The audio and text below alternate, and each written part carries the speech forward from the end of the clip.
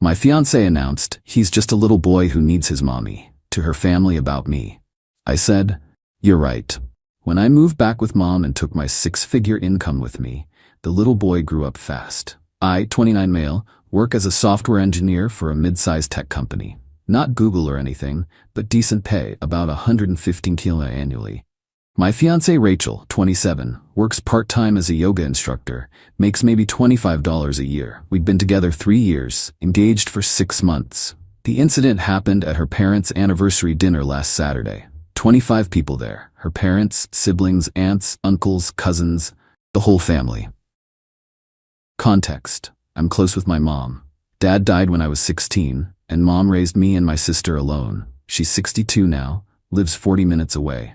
I visit her every Sunday for lunch, help with house repairs, take her to doctor appointments when needed. Normal son stuff, I thought. Rachel always made little comments about it. Do you really need to see her every Sunday? Or can't she hire someone to fix her fence? But I figured she was just adjusting to the dynamic. We were planning to get married after all. So, anniversary dinner. Rachel's cousin Bradley was bragging about his promotion, his new Tesla, his upcoming vacation to Bali. Everyone's congratulating him, and Rachel's aunt turns to me. "So what about you? Rachel says you work with computers?" Before I could answer, Rachel laughed. Not a nice laugh. That mean-spirited laugh that makes your stomach drop. "Oh, he does okay, but honestly, he's just a little boy who needs his mommy. Runs to her every Sunday like clockwork. Can't make a decision without calling her first. I'm basically marrying a child." The entire table went silent. Her mother tried to change the subject, but Rachel was on a roll. "Last week, he actually left our date night early because his mommy needed help moving a couch." A couch? And don't get me started on how much money he wastes on her. New refrigerator here, car repairs there. I keep telling him that when we're married, that stops. I'm not competing with his mother for the rest of my life. Her sister Melissa laughed. "Good luck with that. Mama's boys never change." "Oh, I'll change him," Rachel said. "Once we're married and I control the finances, Mommy Dearest gets cut off. He'll see her on holidays like normal people." I sat there, forkful of pasta halfway to my mouth, processing what I was hearing. This woman who I'd been financially supporting for 2 years, who lived in the apartment I paid for, who drove the car I'd bought her, was calling me a child. In front of her entire family. "You're right," I said quietly. Rachel turned to me, smirking. "See? He even admits it. No, you're absolutely right. I am just a little boy who needs his mommy. And you know what? Little boys shouldn't get married." I stood up, placed my napkin on the table. "Thank you for dinner," I said to her parents. "Happy anniversary." And I left. My phone started blowing up before I even reached my car. Texts from Rachel ranging from, "Baby, come back, I was just joking," to "You're embarrassing me," to "If you leave, we're done." I texted back once. "We're already done." Then I drove to my mom's house. She was surprised to see me. It was 8 p.m. on a Saturday. Made me tea, didn't ask questions until I was ready to talk. When I told her what happened, she was quiet for a long moment. "I never liked her," she finally said, "but you seemed happy, so I kept my mouth shut." "Why didn't you like her?" "She never once offered to help when she came over. Never brought anything to Sunday lunch. Never said thank you. And she'd roll her eyes when you hugged me goodbye." Small things, but they add up. I stayed the night in my old room. Woke up Sunday morning with absolute clarity about what I needed to do. Update 1: Monday was interesting. I called in sick to work, then drove to the apartment at 10 a.m. when I knew Rachel would be at her yoga class. Packed everything I owned. Wasn't that much, honestly. My clothes, gaming setup, work equipment, personal documents. The furniture was all mine. I'd bought it, but I left it. Wanted a clean break. Except for one thing. The 65-inch OLED TV I'd bought 3 months ago. That came with me. Petty? Maybe. Satisfying? Absolutely. Left my key and a note. "Rent is paid through the end of the month. After that, it's your responsibility. The account at the power company and internet are in my name. I'll be canceling them Friday. Good luck." Moved everything to my mom's house. She'd cleared out the basement rec room for me. Not ideal at 29, but better than living with someone who publicly humiliated me. Rachel came home to find me gone. The calls started immediately, 18 in the first hour. Then texts, "Where are you? This is ridiculous. You can't just leave. We need to talk. I was joking. You're overreacting. Please answer me. Answer your phone. Then the tone shifted. How am I supposed to pay rent? You can't just abandon me. I'll be homeless. You're being financially abusive. That last one actually made me laugh. Financially abusive? I'd been paying 80% of our expenses for 2 years. Tuesday, she showed up at my work. Security wouldn't let her in, badge required, but she waited in the lobby for 3 hours. I went out the back exit and worked from home the rest of the day. Wednesday, the real panic set in. She'd apparently just realized I was serious. Her friend Chloe called me. You need to talk to Rachel? No, I don't. She's a mess. She hasn't eaten, hasn't slept. She might lose her job because she keeps crying during classes. That sounds like a her problem. How can you be so cold? You were together 3 years. Ask her how cold she was Saturday night when she called me a little boy in front of her entire family. She didn't mean it. You know how Rachel is, she just talks without thinking sometimes. Exactly, and now she can think about what she said without me around. Chloe hung up on me. Thursday is when things got interesting. Rachel's dad, Frank, called me. Frank's a contractor, decent guy, always treated me well. Son, I'm not calling to defend what Rachel said. That was out of line. Thank you. But walking out on a 3-year relationship over one comment seems extreme. Frank, with all due respect, it wasn't one comment. It was her telling your entire family that she plans to financially control me and cut my mother off once we're married. That's not a partner, that's a dictator. He was quiet. Then she said that? Ask anyone who was there. I must have missed that part. I was in the kitchen getting more wine. Ask your wife, ask Melissa. They all heard it. Another pause. She can't afford that apartment alone. I know. She'll have to move back home. That's probably for the best. You're really done? No counseling? No second chances? Frank, she didn't just insult me. She revealed who she really is. Someone who sees my love for my mother as weakness. Someone who thinks marriage means controlling me. Someone who publicly humiliates me for entertainment. Why would I sign up for a lifetime of that? He sighed. Can't say I blame you, son. Take care of yourself. That evening, I get a text from Melissa, Rachel's sister. She's moving back home this weekend. Hope you're happy. I texted back, I'm getting there. Update 2. Rachel moved back with her parents. I know because she posted about it on Instagram, trying to spin it as taking time for self-care and family bonding. The comments were supportive until someone asked about the wedding and she had to admit we'd broken up. Then the narrative changed. According to her social media, I was emotionally unavailable, codependent with my mother, and refused to grow up. She painted herself as the victim who'd tried so hard to help me become a man. I didn't respond, didn't post anything, just watched and screenshotted everything. My mom, meanwhile, was thrilled to have me around. Not thrilled about the circumstances, but happy for the company. I helped her renovate the basement properly, painted, new flooring, installed a mini kitchen. Cost about $8 all in, but worth it. My own space while I figured out next steps. Rachel's friend group started reaching out, not to reconcile, but to ask for money. Apparently, I'd been unknowingly funding their entire social circle. When Rachel and I went out, I paid. When we did group dinners, I covered her portion. Beach house rental last summer, I paid her share.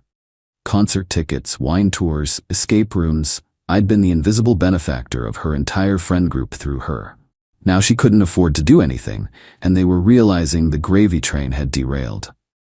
Her best friend Victoria actually had the audacity to Venmo request me $300 for Rachel's portion of the bachelorette party next month. I declined with the note, "Little boys don't have money, ask her mommy and daddy." But the real explosion came Tuesday. Rachel discovered I'd withdrawn my portion of the wedding deposits. We'd booked a venue, photographer, and caterer. Deposits totaled $8,500. I'd paid $7,000, she'd paid $1,500. I'd called all 3 vendors Monday, explained the situation. The venue and photographer refunded my portion, minus a small cancellation fee. The caterer couldn't refund the deposit, but they could transfer it to a different event. So I used it to cater my mom's upcoming 63rd birthday party. 60-person guest list, full dinner, open bar. Mom was ecstatic. Rachel was not. She called from her dad's phone. I hadn't blocked that number. You stole our wedding money. I withdrew my contributions. Your $1,500 is still there. The venue wants $5,000 more or they'll cancel. Then pay it. With what money? The money you'll be saving by controlling my finances, remember? Oh wait, that was after we got married. Guess you'll have to figure something else out. You're doing this to hurt me. No, I'm doing this because it's my money. I'm just a little boy, remember? Little boys shouldn't be planning weddings. Stop throwing that in my face. It was one comment. One comment that revealed everything. Rachel, you told your family you were going to control my money and cut my mom off. You called me a child for loving my mother. You laughed at me with your sister. In what universe would I marry you after that? I was joking. It was just talk. Jokes are supposed to be funny. Nobody was laughing except you and Melissa. This is about your mother, isn't it? She never liked me. She's poisoning you against me. My mother hasn't said a single bad word about you. She doesn't need to. Your own words did all the work. She hung up on me. 20 minutes later, I get a call from the wedding venue. They're confirming the cancellation and processing my refund. Apparently, Rachel couldn't cover the remaining deposit. The photographer called next. Same situation. The caterer called to confirm the birthday party details and thank me for keeping the business with them. That evening, Rachel's mom Patricia called. Unlike Frank, she was not understanding. You're destroying my daughter over your pride. Your daughter destroyed our relationship with her cruelty. She's had to cancel the wedding. Do you know how humiliating that is? Do you know how humiliating it was to be called a little boy in front of your entire family? She was just teasing. That's how she shows affection. By planning to financially control me and isolate me from my mother? That's affection? You're twisting her words. Patricia, you were there. You heard every word. You tried to change the subject because even you knew it was inappropriate.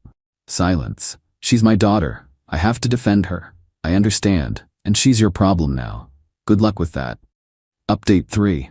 The entitlement escalated exactly as you'd expect. Rachel started a GoFundMe. Help me rebuild after financial abuse. Her goal? $10,000. The description painted me as a manipulative man who'd trapped her in financial dependency, then abandoned her without warning. She claimed I'd forced her to work only part-time so she'd be dependent on me. Reality? She refused to work full-time because it would disrupt her spiritual energy, and full-time work is corporate slavery. She said I'd isolated her from financial resources. Reality? She had full access to her own accounts. She just never put money in them because mine was available. She claimed I'd stolen wedding funds that were rightfully hers.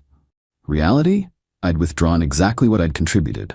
The GoFundMe raised $250. $200 was from her mom, $50 from her aunt. Then came the employment saga. Rachel applied for full-time positions but hadn't updated her resume in 3 years. She listed me as a reference without asking. When employers called, I was honest. How long have you known Miss Morrison? 3 years personally. What can you tell us about her work ethic?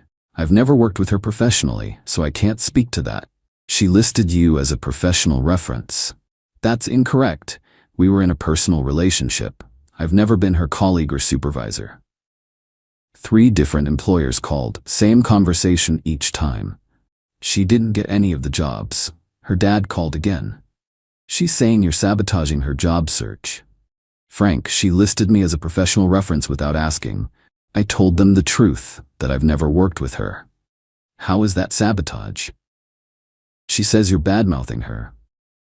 I specifically said I couldn't speak to her professional abilities because I've never worked with her. That's the opposite of bad-mouthing. Can you just help her out? Give her a good reference? So you want me to lie to potential employers? Silence. She's desperate, son. She's 27 with barely any work history, living with her parents. And whose fault is that? I'm not responsible for fixing the life she chose. Meanwhile, I was thriving. Without spending money on Rachel, I was saving an extra $2,000 a month. I paid off my car loan early, started an investment portfolio, helped my mom replace her old windows with energy-efficient ones. Living with mom wasn't even bad. We had separate spaces, respected each other's privacy. I cooked dinner 3 nights a week. She cooked 3 nights, and we ordered takeout on Sundays. It was actually nice. Then Rachel played her final card. She showed up at my mom's house on a Sunday afternoon. Not alone, she brought her parents and Melissa. 4 against 2, she probably thought. Mom answered the door. "Mrs. Thompson, we need to talk to Garrett. He doesn't want to see you, dear. This is between me and him, and this is my house. You're not welcome here." That's when I came to the door. "It's okay, Mom. Let's hear what she has to say." Rachel had clearly rehearsed this. "Garrett, I'm here to apologize. I was wrong to say those things. I was drinking, I was showing off, I was stupid. Please give us another chance." "You weren't drunk. You had 1 glass of wine." "Okay, but I was nervous. Bradley was bragging and I felt insecure." "So you threw me under the bus to feel better about yourself?" "I didn't mean it." "Which part? The part about me being a little boy? The part about controlling my finances? The part about cutting my mom off? Which part didn't you mean?" Melissa jumped in. "Oh my God, it was just girl talk. Every woman complains about their man." "To their entire family? At a formal dinner? That's normal to you?" Patricia tried next. "Garrett, Rachel loves you. She made a mistake. Surely that's worth forgiveness?" "I've forgiven her. That doesn't mean I'm taking her back." Finally, Frank spoke. "What would it take? Counseling? She'll go to counseling. There's nothing she can do. She showed me who she really is. I believe her." Rachel started crying. "You're ruining my life over one stupid comment." My mom finally spoke up. "Young lady, you ruined your own life. You had a good man who loved you, supported you, and would have given you everything. And you mocked him for loving his mother. What kind of woman does that? What kind of wife would you have been? What kind of mother? Would you mock your own children for loving you too much?" That hit hard. Rachel's face went pale. "Get off my property," Mom continued, "and don't come back. My son deserves better than you." They left. Rachel was sobbing, Patricia was furious, Frank looked defeated, and Melissa was ranting about toxic masculinity and emotional manipulation. That was 2 days ago. Final update. It's been 6 weeks since the anniversary dinner. Life has moved on in unexpected ways. Rachel got a full-time job at a gym, not as an instructor, at the front desk. $15 an hour, no benefits. Her Instagram went from yoga poses and inspirational quotes to complaints about corporate slavery and toxic work culture. The entitlement is still there, just aimed at new targets. She's still living with her parents. Frank told me, we still talk occasionally, he does work on Mom's house, that she's a nightmare. Expects her mom to do her laundry, cook her meals, clean her room. Throws tantrums when asked to contribute to household chores. They're charging her $500 monthly rent, and she acts like they're stealing from her. "We created a monster," he said last week. "Patricia babied her, I enabled it, and you financed it. Now we're all paying the price. Except you escaped." The friend group imploded. Without me inadvertently funding their activities, they couldn't afford their lifestyle. They turned on Rachel, blaming her for losing their meal ticket. Actual quote from Victoria that got back to me. "She's basically friendless now except for Melissa, who's apparently just as entitled." The best part? Rachel's cousin Bradley, the Tesla-driving, Bali vacationing golden boy whose bragging started this whole thing? His girlfriend dumped him last week. Her reason? She witnessed how Rachel treated me at the dinner and realized Bradley had the same entitled attitude. She literally told him, "I saw your cousin destroy her relationship with her ego, and you're exactly like her. I'm out." Bradley blamed Rachel for ruining his relationship with her drama. They don't speak anymore. As for me, I'm doing great. Started dating someone new, Lauren, a nurse at the hospital where Mom had her knee surgery last month. Met her when I was visiting Mom post-op. Lauren loves that I'm close with my mother. "It shows character," she said. "Men who respect their mothers make good partners." We're taking it slow, but it's healthy. She has her own apartment, her own money, her own life. We split dates 50-50. She comes to Sunday lunch at Mom's sometimes, and she actually helps cook. Mom adores her. Found my own apartment last week. 2-bedroom, nice area, reasonable rent, move in next month. Mom's excited for me, but sad to lose her live-in handyman. I promised I'd still come for Sunday lunch and repairs. The $2,000 monthly I was spending on Rachel, half goes to savings, half goes to Mom. Not because she needs it, but because I want to help her retire early. She's worked hard enough. The woman who Rachel wanted to cut off will retire at 64 instead of 67. Thanks to the money I'm not wasting on an entitled partner. Rachel texted me last week. Just one message. I hope you're happy. I responded, I am. I hope someday you will be too. She blocked me after that. Good riddance. Looking back, that anniversary dinner was the best thing that could have happened. Rachel revealed her true self, and I got to see it clearly. No years of marriage before the mask slipped. No kids involved. No messy divorce. Just a clean break from someone who saw my love for my mother as weakness. The little boy who needed his mommy? He's doing just fine. Turns out loving your mother isn't weakness, it's strength. And any partner who doesn't understand that isn't worth having. Mom says Lauren understands that. We'll see where it goes, but one thing's certain, I'll never let anyone mock me for loving my family again. That's not negotiable. Thanks for reading. Little Boy, signing off.